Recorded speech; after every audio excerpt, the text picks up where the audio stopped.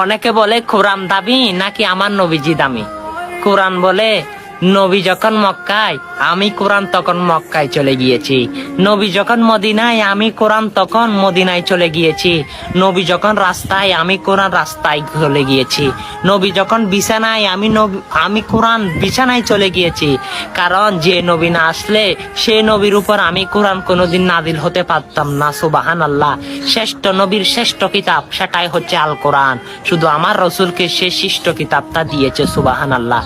104 খানা কিতাব, তার মধ্যে 100 খানা ছোট, 4 খানা বড়, অবশ্য আর 3 খানা যেমন ঈসা রুহাল্লাহ, মুসা নবী আর ঈসা নবীকে দেওয়া হয়েছিল। আল্লাহ আল কোরআন শ্রেষ্ঠ কিতাবটা দিয়েছে আমার রসুলকে। সুবহানাল্লাহ। হ্যাঁ, সেটাই হচ্ছে শ্রেষ্ঠ নবী, শ্রেষ্ঠ পরিচয়। সুবহানাল্লাহি ওয়া বিহামদিহি। সেটি হচ্ছে আমি আপনার নবী। হ্যাঁ, এই ভিডিওটা পৌঁছে দিয়ে অনেক মানুষ আপনার কারণে এই বার্তাটা জানতে পারবে, অবশ্যই অনেক কিছু শিক্ষা গ্রহণ করতে পারবে। আমিন।